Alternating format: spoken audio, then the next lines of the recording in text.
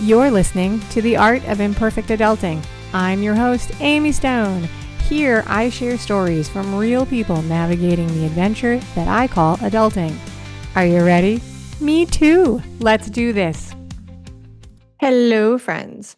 Today, I have the pleasure of sharing with you a story about career change.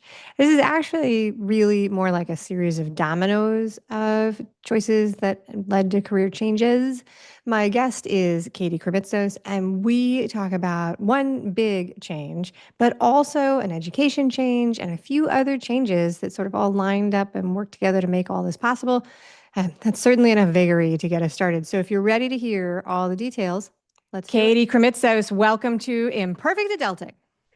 Amy Stone, thank you for having me here. Are you ready for a fun chat? Girl, let's do it. Bring it on. All right. So before we get to the interesting stuff, I've got two easy warm-up questions because Do it. this is our first conversation. Share with the audience what part of the world you call home.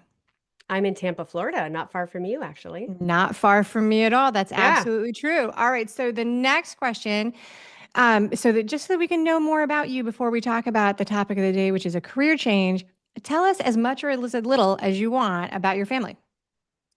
Yeah. Let's see. In my immediate family, I have an amazing husband, like my big fat Greek wedding husband. That's where I got my Krimitsos name from. And then I have two daughters. I have a 9-year-old Sedona and a 6-year-old Savannah.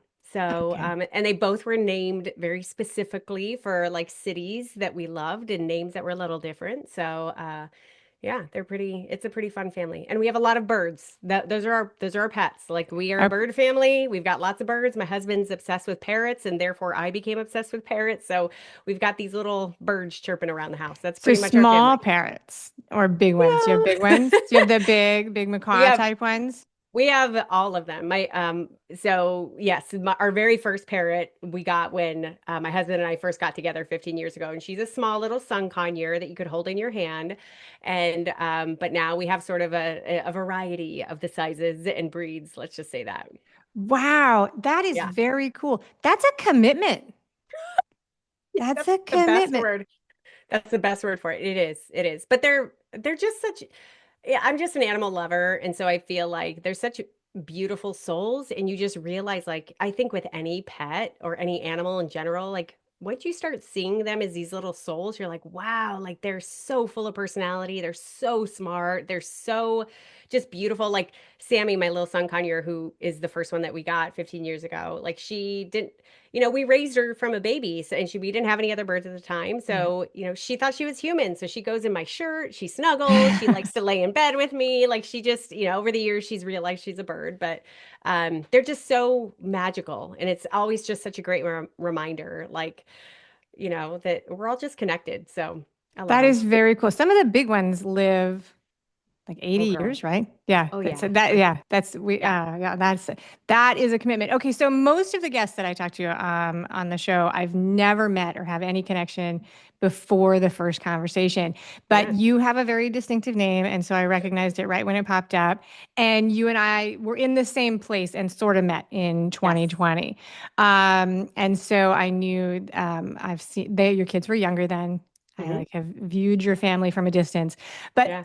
all I know really about our topic today is that you're going to talk to me about a major career change. And so let's do that, right? Let's do it. Let's do it. All right. So before we go into the weeds of what you did as an adult, I want to rewind the clock and ask you if you remember what you wanted to be when you were about 8 or 10 years old. Like if when you were a kid and somebody said, "What do you want to be when you grow up?" What would you have said? I would have said I wanted to be an architect. An Um, architect. Okay. Yeah, I actually really loved, I mean, this is more in like young high school, so like teenage years, but I took like a drafting class and I remember loving like designing a house. I had no Yeah. idea what I was doing. I didn't do it technically right, but like I had a whole notebook of like little homes that I would design. And it just was very intriguing to me to like be creative and make a dome one and let's put the pool in the middle of the house. Yeah. Like, like kid type stuff. But Yeah. Yeah. I Yeah, and I actually went to college my very first year. My major, I declared a major as architecture major. That didn't last Okay. long, but I did. So that was going to be the follow-up question. Did you then like pursue that? And then so you're in school and you're studying. And so what did you end up with as a degree from school or as a focus? Not even a degree, Yeah. but as a focus. So my first year at Arizona State University, I sat down with the counselor and was like, I'm going to be an architect, take me through the curriculum for as an architect. And um I was already in like drafting 101 or whatever the intro to architecture class Sure. was. Met still to this day one of my dearest friends, Melissa, and she and I were kind of doing it together. And I think like by the end of that year, when I met with my counselor, she was like, okay, great. Here's the next 4 years of every single class that you need to take. And there was no wiggle room or very little wiggle room Right. for anything creative. And immediately, kind of the free spirit in me was like, no, no, no, no, that's not what I want. Like, that's not what my college is supposed to be. It's supposed to be me trying things and experimenting. And I want to take photography and I want to try this. And that didn't give me any room. So I immediately was like, nope, I'm not going to be an architecture major. And I kind of looked around. I was like, what can I do that allows me a lot more electives or that allows me a little bit Okay. of. And so she guided me to a communication degree and Oh, ironically, not a broadcast journalism type of a degree, but a degree in human communication. At Arizona State, it's called the Hugh Down School of Human Communication. So it's actually the study of how people communicate in relationships, in groups, in work settings, how people communicate non-verbally, verbally. I always tell people it's the perfect thing to do if you're a people watcher and you really yeah. like studying people.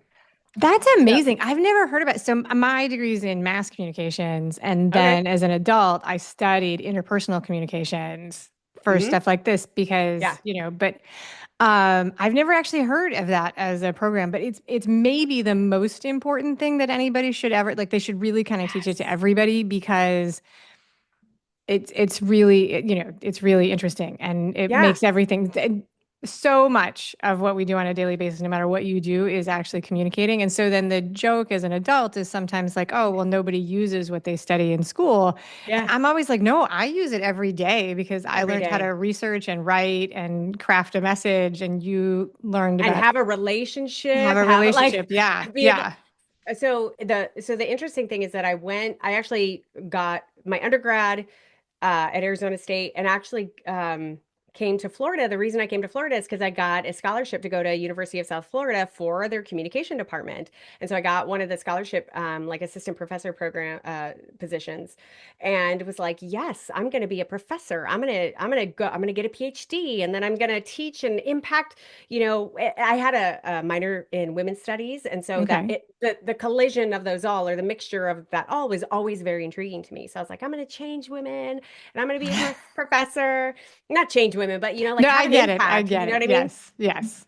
So at that, it didn't take me very long. It only took me a couple months in academia to realize that wasn't what I wanted to do. Like, didn't actually want that, and so I just sort of begrudgingly finished my degree. But if people were to ask me, like, what do you do with a communication degree?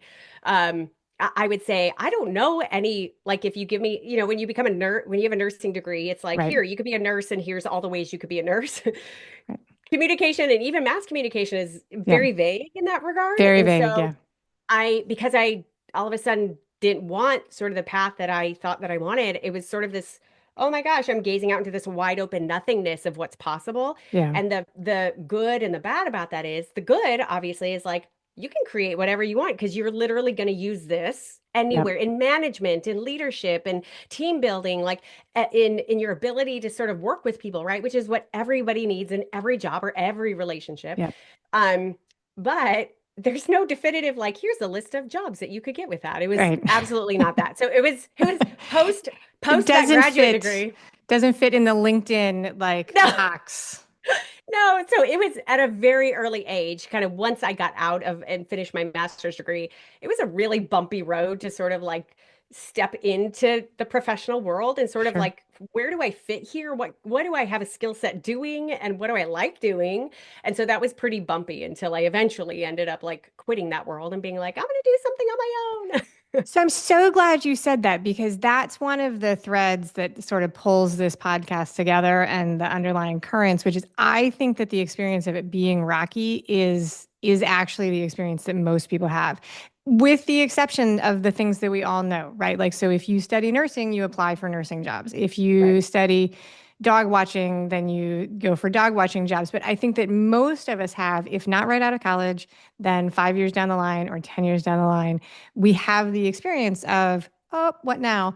And we think that we've done something wrong, right? Yeah. Or we think that we're off the path. Like people would say, oh, you're off track or you're not mainstream. And Yeah. I just kind of think it's a misdirection. And maybe there was a time in the past where that wasn't true, but everybody I know has gone through that. I had the good fortune to graduate when the journalism industry was like not was tanking, and so like my path out of journalism school was Kind full of of people forced. saying right, and also all the counselors were like, so these are the skills you have, and this is how you can use them in grad school or in your life. Like they mapped it out.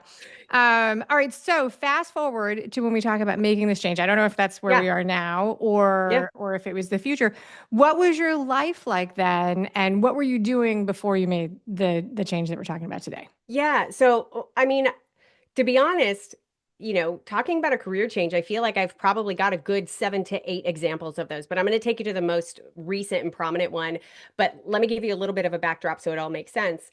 I discussed sort of like bouncing around in the corporate world. At some point in 2009, I quit the corporate world with very idealistic green thoughts of like, I'm gonna do things on my own and I'm gonna be able to supplement my or replace my salary within like 3 months. So that didn't happen. And it was a very I don't I mean to actually laugh. I'm sorry, but it. that no, please. It's very relatable and very gullible. Like it's so I'm the eternal optimist and I think that actually works to my benefit because I'm the reason I quit my job. I think this is so important. The reason I quit my job, I was dating my now husband and he had started a startup company and I met him because I had written a book. You asked me what I really wanted to be. Like I've always had sort of the underlying desire to be a writer. Okay. But I was never brave enough to actually admit that to myself until my young 20s when I was sort of bouncing around in corporate and like, let me write a book about how to find your true love because I was desperate to find my true love. So I wrote this book, needed to go out sort of on the business circuit in order to learn marketing and how to do it on my Yep. own. Meet my husband. He just started a business group, my then boyfriend. And then um, I was inspired enough and sort of like felt powerful enough to look at my corporate life and say, if if I don't, I'm going to ask myself for 2 weeks straight, if I were to die next month, is this the work that I would want to be doing? And if Oh I my say no, goodness. Okay. yeah. And if I say no every single day, I'm quitting the damn job now. And I said no for every day for 2 weeks. And so I quit, I put in my 2 week notice and I was done.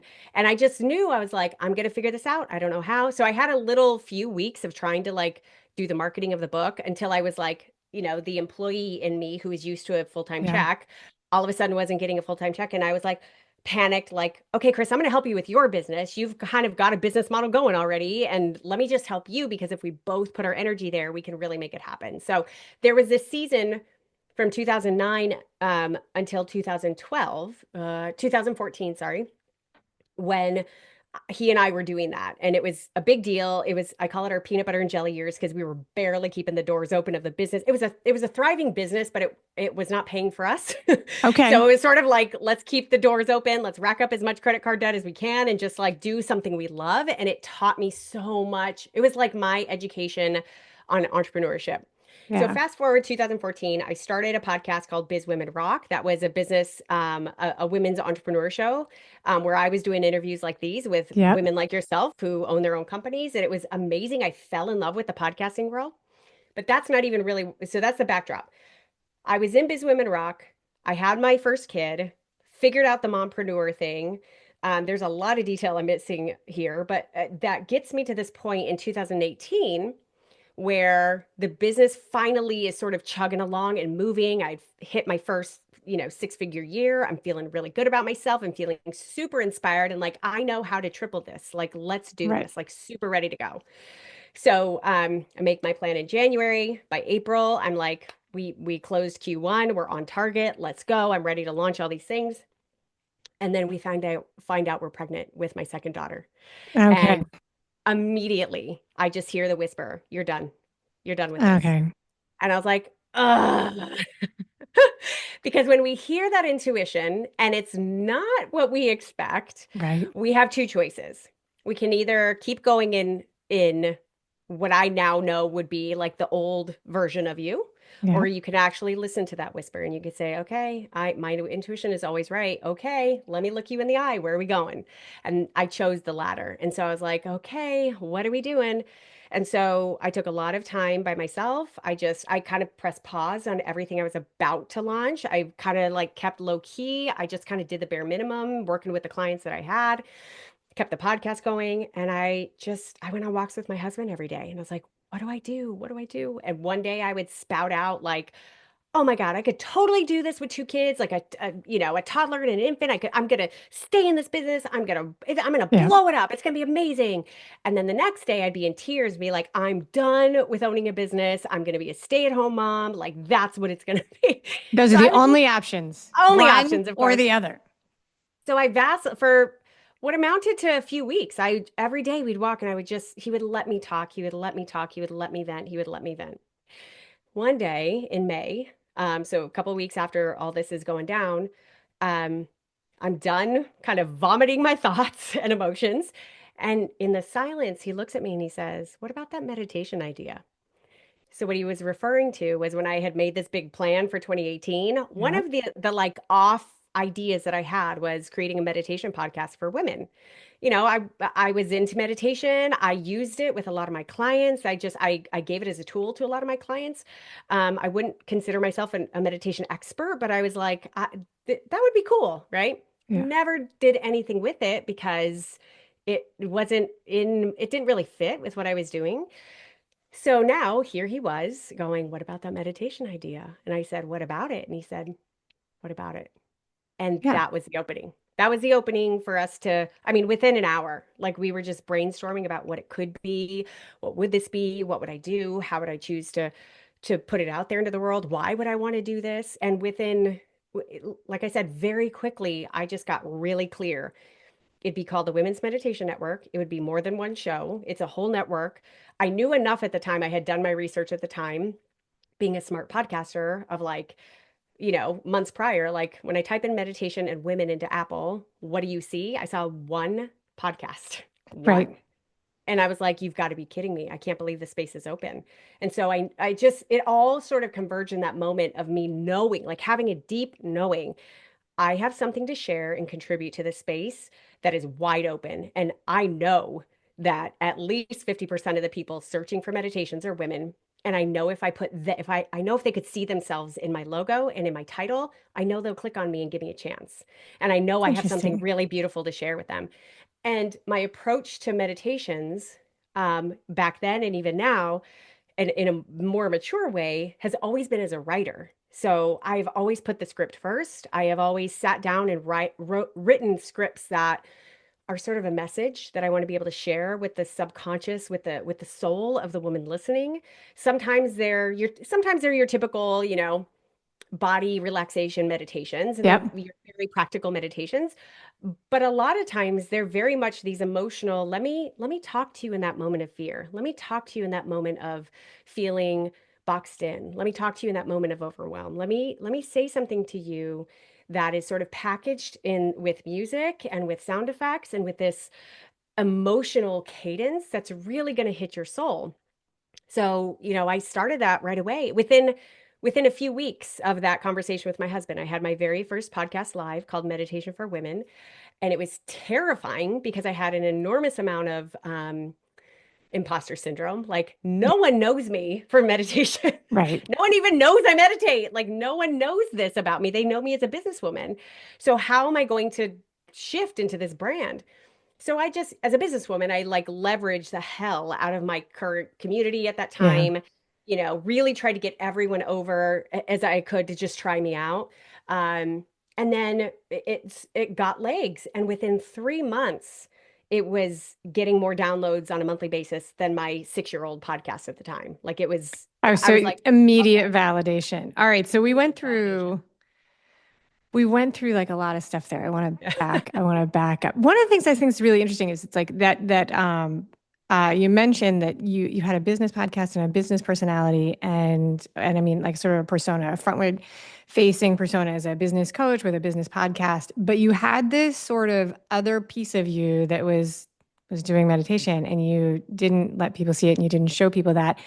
And I think that's really interesting because I think that's very similar to the sort of conversation you were having with yourself, like where you were battling between I'm going to keep the business going with 2 or 50 kids, or I'm going to be a stay-at-home mom because those are the choices that were shown, right? It's like you're a Right. business person or you're woo, you're a mom or you're in business, right? Right. Like either of those things.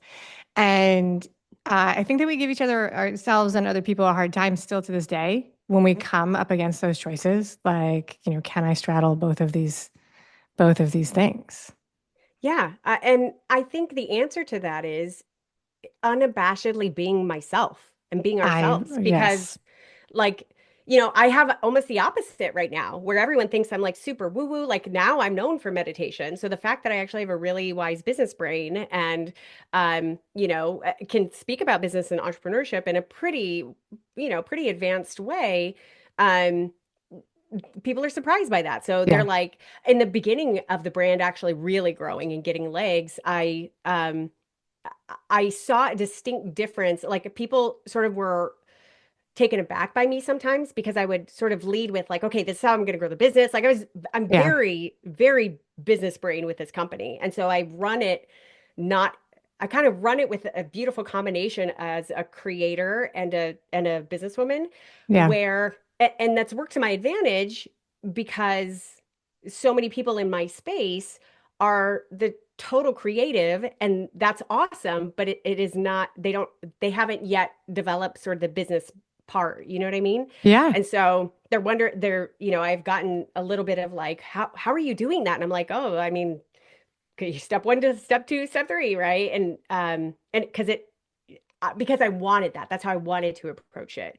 I yeah. wanted to approach it as a very business centric desire to like express and grow, you know? Yeah, and I think that so the word I usually use for that these days is authentic. You're being authentic Yeah. to yourself, all the different parts of you, Yeah. and anytime we change, right? Anytime we change from one silo to the other, it does get confusing. So like when you shift from being a professional to pushing a stroller with a baby, and people like then immediately are like, oh well, all you know about is diapers then, Yeah. and Yeah. you're like, no, actually, I had a brain before I had this little human. I can. But I do have this experience. So, but yeah, I think it can be scary to do that. But I think most people do go through that. So you shift from being a person who's hosting a business podcast and doing business coaching, but already an entrepreneur, to starting the Women's Meditation Network, which is not just one show, but it's a group of shows. So you have a lot of information about, I mean, people are listening to this on a podcast, they may know, but explain the difference between a podcast, like a network, Yeah. and just a singular show.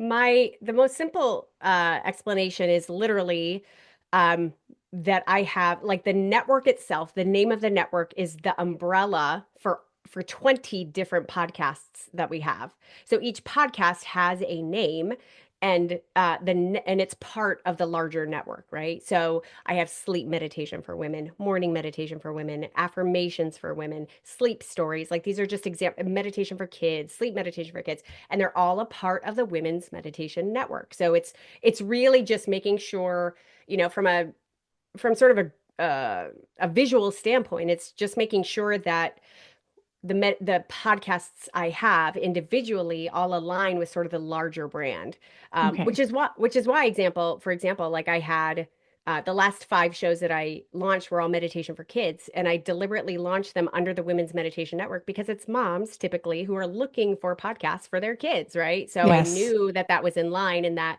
I wanted to be able to be there when a mom was searching for a meditation for her kids. That's so good. I also think that audio podcasting is uniquely perfect for meditations, for guided meditations, because Yes. different from It's like YouTube. Like if you are going to try and listen to it at YouTube, you can't do anything else. You have to like, unless you pay for the YouTube upgrade, right? And you can have Yeah. ads that pop in and Yeah. all kind of stuff like that. But podcasting with the headphones on is very personal and private, and it delivers it into nobody knows what you're doing. You Yeah. can be standing in the grocery store or in a PTA meeting listening to the podcast, Right. meditation. I know 100%. So a lot of the things that I thought I was going to ask you about follow up, you like totally just went through them. Like you Yeah. shared where the name, where the idea came from. You were very clear on the name from the get go. You know why you were changing, which was a change in your family situation and a disconnect between your job. Yeah. You didn't think about it all that long before you pulled the plug, which I will say that goes under the category of the confidence of a serial engineer, a serial entrepreneur. It's like not working, working. Yeah. And then you talked about some of the concerns that you had that people were not familiar with what you would look at. What else were you concerned about when you were thinking of making this change, if you can remember? Yeah. Oh, I remember perfectly. I think ever since I've become a mom, I've always been concerned with how am I managing the amount of time I'm spending with my kids versus how am I managing the time I'm spending on my work. Yeah. Both are very important to me. I love what I do. It's part of my self-expression. It feels very much like I have to do this, right? So, um, but I always want to be very self-aware of that because I don't want to get too far in any one direction or Yeah. any. And um, so what I was worried about was, at the time I launched it, I knew that I couldn't just stop my other business. I was still, so there was, the the not so pretty part I'm kind of glossing over is that there was about a year and a half from when I launched the first podcast, Meditation for Women, to when I then had like I immediately had two podcasts slash two businesses.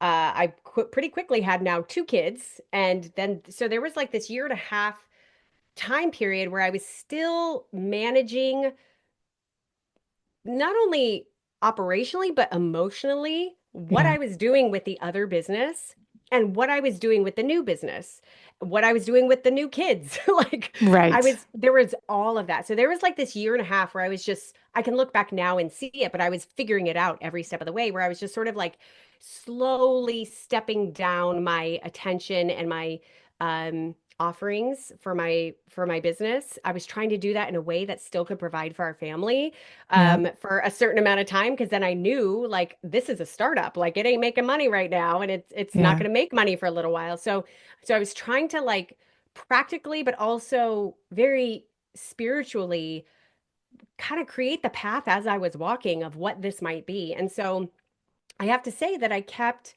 really in tune with myself, with how I felt about the business podcast and that business. I was still offering one on one coaching. I sort of pulled the plug on all my masterminds, all the other things that I was doing, and just solely focused just on the one on one clients because that's what I really love. And that's what gave me the biggest profit margin. Right. Um, and then I just was like, okay, everything else I can put on the business. But here I am with a 2 month old and a 3 year old. So how am I making sure this happens in a way? So then it became the practical. Every mom out there can nod with me on this. The very practical, like I call it my mompreneur mission statement. How much am I like, what are my values in Yeah. order and how do they show up on my calendar? And how can I do So this in 15-minute blocks if I've got a 2-month old? well, yes and no. Like it's so funny you say that. I actually don't work well that way at all. I am Yeah. not a good microman or what do you call it? I don't do well with multiple things at once. And so Okay. like I need to work on one thing with focused time and attention. And I thank God I know that about myself because Yeah. if I so like for me it wasn't how can I have the baby and on me while I'm working? Like for the most part, there's some exceptions to that, but for the most part that doesn't work for me. So it had to be how can I have kid-free time to be Yeah. able to do the things that I want to do and to be able to do them very efficiently? I think if anything, I'm kind of obsessed with energy management and time management, both at the same time, so that I could get a lot done, the most important things done in a short amount of time. And then how can I, when I'm with my kids, I'm not checking my phone, I'm not checking my email, Yeah. I'm not trying to do all the other things. I'm fully with them. And I'm not perfect at that, but I think I'm pretty damn good because because I know that about myself and my personality. I'm not knocking it with anyone else because Right. everyone else has their own personalities and how they work. But I'm somebody who gets very overwhelmed very fast if I have too many things and my energy feels split. So like I feel like that was something I established very early on and that I was constantly sort of working through in those early years and still constantly sort of like Yeah. always rearranging and kind of like reassessing that mompreneur equation, you know?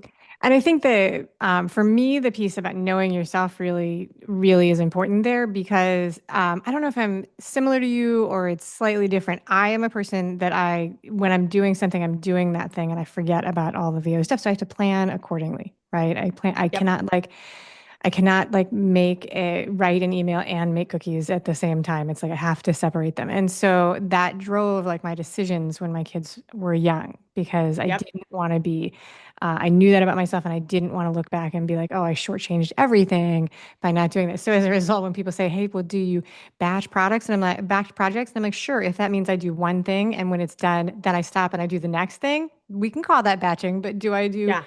54 emails in a row? No, that doesn't work for me. Like, Mm, yeah. like but I know that other people are totally different. Yeah. So Totally like different. I'm actually an energy batcher, meaning like, for example, I record a crap ton of meditations, right? Like we with Yeah, I 20 was going to say, shows. so all of these are yours. You Yes, write them and record them. Okay. no, no. So let me be Okay. clear. So I write, actually, 6.5 years into it, I actually only write for a few shows. And I'm recording for that show. But so I have other writers, but oftentimes I'm the voice for what they're writing. And then Okay. I do have shows where I have other writers, other guides. And so we kind of have it's a giant All mix, the right? things. Okay. But I'm still recording a lot of meditations. And so, but when I sit down to record a meditation, like I'm like, how many hours do I have? Like in my head, I'm like, okay, I've got 2 hours. I'm gonna sit and record as many as I can. I will bust Okay. out because I'm in the energy of recording. And if I sit to do emails, I'm in the energy of Yeah. of checking those things off the list. So I will stay with that one task because Okay. I'm So in yeah. the energy of that task, So you we know? are different because Yeah. I'm very different. So like I will like do one thing and then I need like a break and I have to Yeah. retool for the other thing. So if I write one email and then go to write another email, I'm actually still writing the first email and I have to know Oh, that that's about so funny. myself and I have to like split I Separate. have to write exactly. I have to like get up Yeah. and go get a glass of water or I just write two of the same email, which is ridiculous. So all right, so you talked about you have a very entrepreneurial family. Your husband also has a business it is apparent in this story that he was supportive of this change from the Yeah. get-go. And so, what were there any surprises along the time, like when you look back? So you had a lot of support, which I think is really phenomenal and amazing. But were there any surprises about like support that you needed or that you wished you'd had as you were going through this change that might be helpful for other people as they're trying to design this in Yes. their life? Yes, this is such a great question. I'm so glad you asked this. So it's worth noting, I don't come from an entrepreneurial family at all. I come from a lower middle class, blue collar family. And so the idea of me quitting my job freaked them the hell out. So, and everyone blamed it on my boyfriend at the time. Like he's a bad influence, right? But my husband has been an entrepreneur since he's been in diapers. So he's used to the highs and the lows. He's I think one vital thing to really own and to embody as an entrepreneur is a money mind. It's a really positive money mindset, healthy money mindset, and just an overall like value Yeah, mindset value. So that's we could unpack that for days, but like really what it is, I had such a hard time at the beginning coming out of an employee mindset of getting paid every yeah, 2 weeks and into this like, oh shit, I gotta make my own money, right? Even though mentally I understood that, it took me years to really get it. And because I'm such a financially obsessed person, I'm the financial manager, I'm the CFO of our lives, right? I love numbers. I love moving numbers. I love managing the money. And um, because in the early years, I saw that I would just be looking at how much runway we have. yeah, We have 2 more months until we can't pay the mortgage anymore. Okay, yeah. what are we doing, right? My husband never looked at that stuff because he already got Like he already got, like you don't look at the runway. You shift your energy into how we can produce more. How can we provide more value so more people want to pay us, right? So it took me a long time to learn that lesson. But I'm saying this because while my family, who I'm very close with, they could not understand, but they absolutely would cheer me on in the ways that they could. They still probably don't really understand what the hell I do. Like it's still really a weird thing that I do. Yep. Okay. But they cheer me on. And in the early years, especially, it would be like, my mom would send me like, oh, hey, oh, I'm just gonna send you like the Southwest gift card, come home for Christmas. Like it was so much love, so much like, let me just pay for this, let me just do this, because they just knew we had absolutely no money. Um, Okay. and then, but in that time, my husband has been my rock, and it continues to be my biggest supporter. And so when I dove into the entrepreneur world, he already was 20 plus years into. I know how this game works. He hadn't yet, he was still on his own path of mastery, but and so there were so many ways that my ego felt so much less than in Okay. compared to him. Yeah.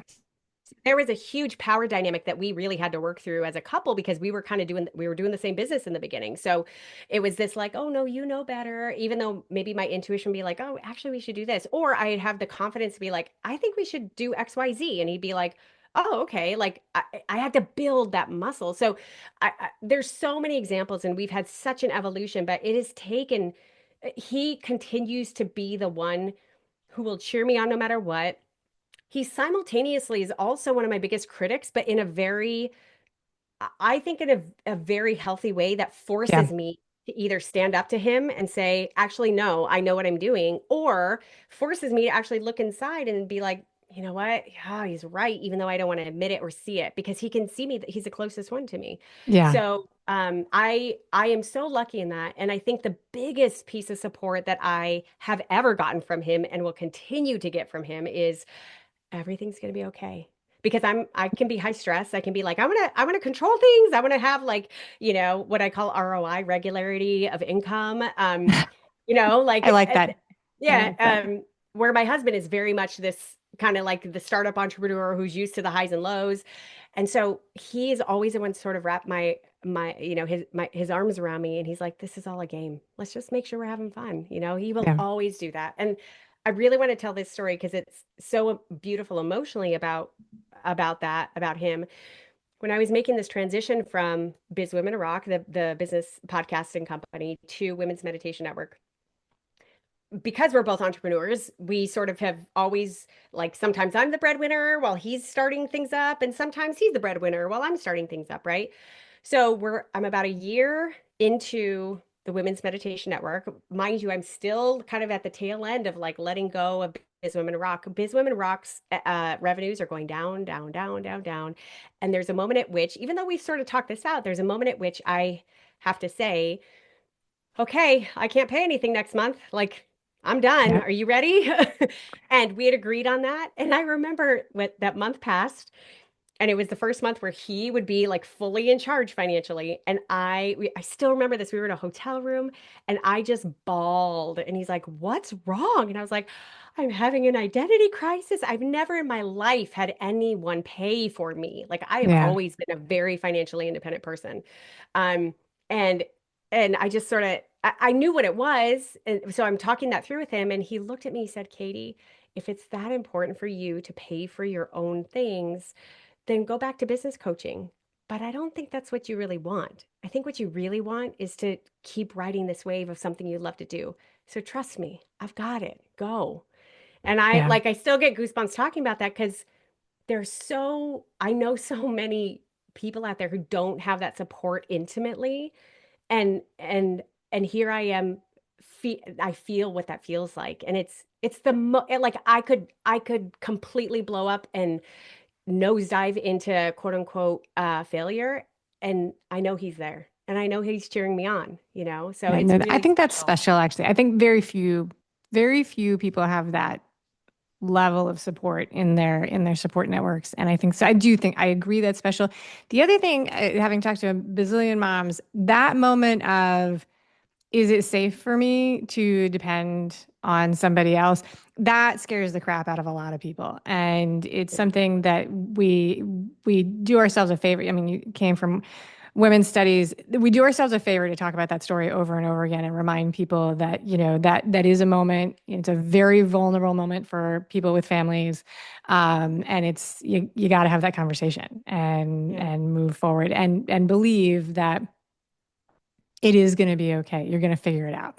You may not know what it's going to look like, but you're going to figure it out. All right. So very good. Okay. So in a minute, we'll do the final fun questions, but tell people how they can find you and all these wonderful meditations and all the things. Yeah. So, whatever podcast app you're listening to this episode on, go search for Women's Meditation Network. You will see all of our shows there. That's a variety that, the branding is pretty similar, on point for most of them. So, it'll be obvious which are ours, or Meditation for Women. Many of our shows have that in their title. And just go listen or go to womensmeditationnetwork.com. You'll see all of our shows there. And we deliberately pump out hundreds of meditations every single month across the entire network, because I want you to feel like you could go at any given moment, no matter what season of life you're in, no matter what kind of emotional state you're in, mental state you're in, and you can find something that really matches with what it is you need to hear and the experience you need to have, whether that's a sleep meditation to help you finally let your brain stop and go to sleep and get the sleep you need, or whether that's like, the meditation of, when you're overwhelmed and overstimulated and you need that meditation right now, Right now. Right now. Or I have one from the early years called Mommy Needs a Timeout. It's a very good meditation. So yeah, I've deliberately You were putting your kids in timeout and you're like, sorry, we're going to trade. You can stay here with the blocks. Mommy's going to timeout. I've done that many times. Like, Mommy needs a timeout right now, and you guys hang out here. So, that's where you can access all these meditations, and they're there completely free for you to use anytime you want to use them. I love that. Thank you so much for sharing that. Okay, so now we're going to wrap up with 3 questions. They're supposed to be rapid fire. The idea is to answer with just a couple words. Yep. Full disclosure, it never actually works like that, but we go with it anyway. Okay, so let's see what I can do. I'm the problem. I admit it. Okay, so do you have a favorite movie? And if you do, are you willing to share with us what it is? Oh my gosh. The first one that came to mind was Shawshank Redemption. That's from a long time ago. It's a good movie. Yeah. There's probably a gazillion others that I could name. I'm gonna say Bluey, even though that's not a movie, because I am in love with that entire show, writers, everything. Okay. I love that show. Very good. All right, very good. Okay, so now this one, I know you're heavy into meditation, so this may or not be a perfect question, but what is the favorite thing you do for self-care? Like for yourself, not that you would tell other people to do, but for self-care. Yeah, I get outside a lot. Okay. I'm in nature. We deliberately moved to a home that has space and nature, and I'm outside a lot. I spend a lot of time either barefoot in the grass or just outside, especially when my brain starts going. So in the Florida grass full of fire ants, you're barefoot? I'm never barefoot. I'm barefoot. Gotta be brave. Gotta be brave. Yes, I love it. Or I wear my, I have muck boots to take me around the property. So yes, I love being outside. I will do anything. I work outside. I do anything and everything I can do to be outside. Many years ago, I had people in from out of town and they were looking at my yard. They live up north and they looked down at my grass and they were like, I think I just pulled this up out of my yard as weeds. And I was like, that's true. What we call grass in Florida is what you call crabgrass everywhere else. But yes, this is what we do. We call it Bermuda grass. All right. So this is a weird one, but I think that we can divide the world into 2 groups of people. Don't panic. This is not a political question, I promise. Okay. People who have a go-to karaoke song on demand, ready to go, and people who do not have a go-to karaoke song. And so the question is, are you a person with a karaoke song or not? Without. I'm terrified of karaoke. Me too. I don't even know what I can sing, but I'm terrified of karaoke. Okay. Yeah. There we go. All right. That's it, Katie Krimitsos. Thank you for being a wonderful guest today on Imperfect Adulting. Amy, thank you so much. Thank you for listening today. I hope that you enjoy the show. And before I go, I want to encourage you to become a bigger part of the conversation. Obviously, subscribe wherever you're listening to the show. Listen to more episodes. That'd be great. Obvi again, please write a review and tell your friends about the show. That truly is a great help for getting the show in front of new people. Okay, but more fun for you yourself, head over to imperfectadulting.com and join the email community. you'll get some free stuff right away, and that way you'll begin to get the emails about the podcast. This includes the links for the special offers from the guests, and it's the only way to get that. Also, if you aren't in the mood to listen, I actually include an article directly in those emails. Whee! Now, if you love this and you crave more time with me, Amy, as a coach, a mentor, or just adultier adult, numero uno, check out The Village. If you have a story you want to share with the listeners, I'd love to hear from you. I have an open application. Just let me know you want it. And that's a wrap for today. Until next time, remember, the journey is the destination. Ralph Waldo Emerson said that, not me. Well, until just now, I did just say it. But what I want you to hear today is that if your adulting journey isn't going the way you expected, that may not mean that you're lost. It may just mean that you're on your way. This is Amy Stone, signing off.